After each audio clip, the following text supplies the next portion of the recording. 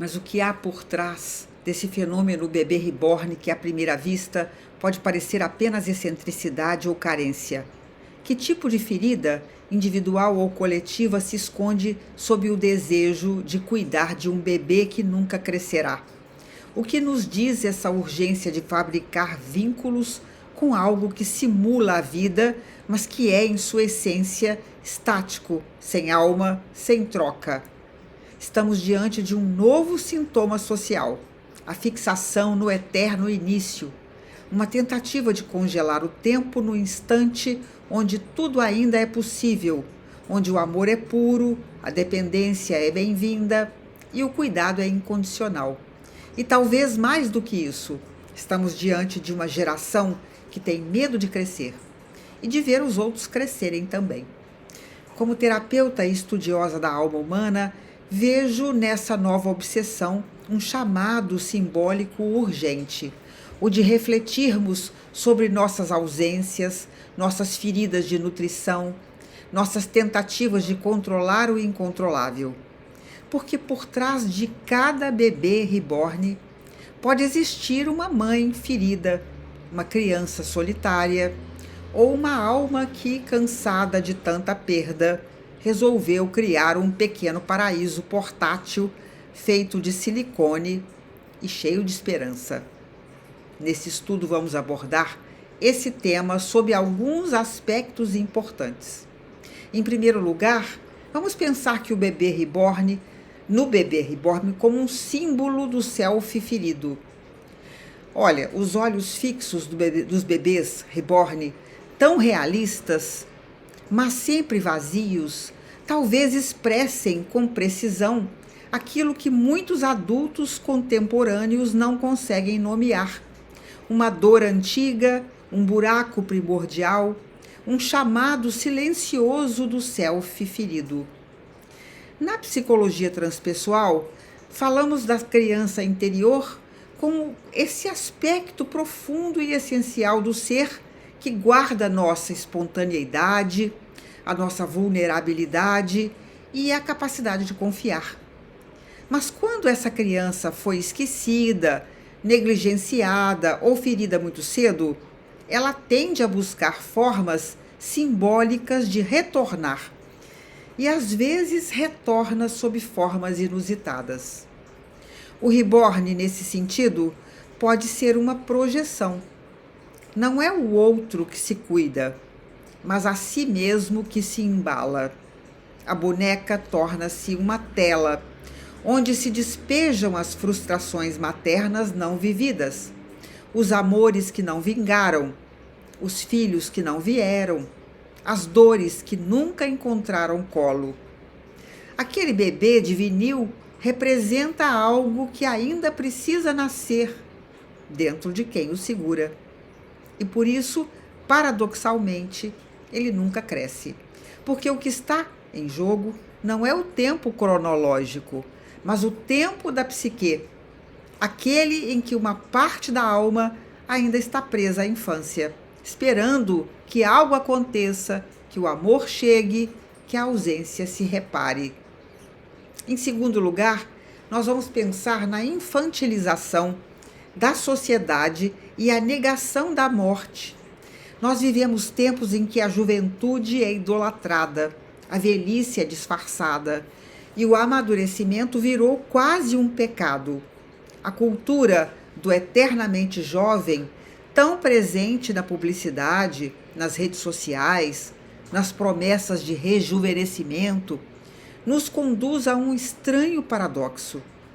Quanto mais se fala em evolução, menos se aceita crescer. Nesse contexto, o bebê reborn torna-se não apenas uma expressão individual de carência, mas um espelho coletivo. Ele revela o quanto nos tornamos uma sociedade que teme o ciclo da vida. Uma sociedade que não quer lidar com a transitoriedade, com o declínio, com as despedidas. O reborn é o oposto da morte e por isso talvez seja tão desejado. Ele representa o instante congelado, o início eterno, a vida sem passagem. Mas negar a morte é também negar a vida, porque o que confere sentido à existência é justamente o seu fluxo, sua impermanência, seu movimento constante. Ao tentar manter um bebê imutável no colo, o que se imobiliza não é apenas o tempo, mas a própria alma. E mais, ao projetar afeto em um objeto que não exige retorno, não há risco de frustração, mas também não há transformação. A relação com o reborn é uma relação sem alteridade. Ele não se rebela, não reclama, não erra. Assim como o eu idealizado que muitos tentam sustentar nas redes sociais. Sempre bonito, sempre sereno, sempre perfeito. Mas profundamente solitário. Em terceiro lugar, vamos pensar na ilusão do afeto sem risco. Porque, no fundo, a relação com os bebês reborn pode oferecer algo que o afeto que o afeto real nunca vai oferecer, que é a segurança absoluta. Eles não decepcionam, não pedem demais, não exigem renúncia. É o amor sem espinhos, o cuidado sem confronto, a maternidade sem parto. Mas será que isso é amor? O afeto verdadeiro é, por natureza, arriscado. Envolve troca, entrega, limites, frustração, perda. Exige presença, escuta e, sobretudo, transformação. Amamos e somos transformados por aquilo que amamos, justamente porque o outro é outro e não uma extensão de nossas carências. O reborn, ao contrário, é o objeto perfeito, moldado sob medida para caber na fantasia. Não chora no meio da noite, não fica doente, não olha de volta com dor. Por isso mesmo não provoca cura, apenas alívio temporário.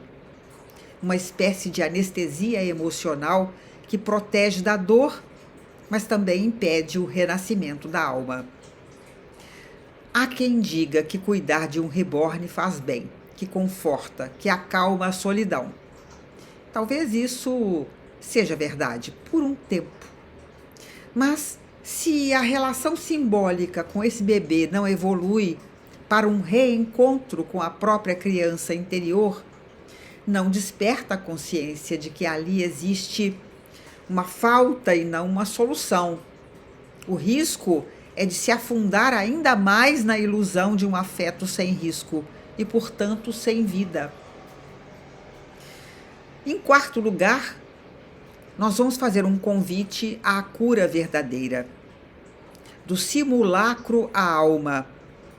Talvez o que os bebês reborn nos revelam, com sua beleza plástica e seu silêncio impenetrável, não seja apenas uma nova forma de escapismo, mas também um pedido de ajuda velado, o grito mudo de uma alma que deseja ser ouvida, acolhida, tocada em sua dor mais antiga. E é aí que entra a verdadeira cura, não no objeto que preenche, mas no olhar que se volta para dentro, porque só é possível curar o vazio quando se tem coragem de habitá-lo, escutá-lo, atravessá-lo.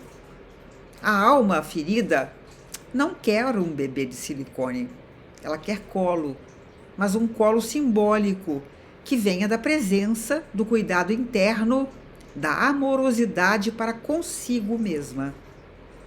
A terapia transpessoal compreende esse movimento com delicadeza. Ela não julga o sintoma, acolhe, mas também o convida à travessia. O reborn, nesse sentido, pode ser um portal, um símbolo inicial, um espelho, mas não deve ser a morada.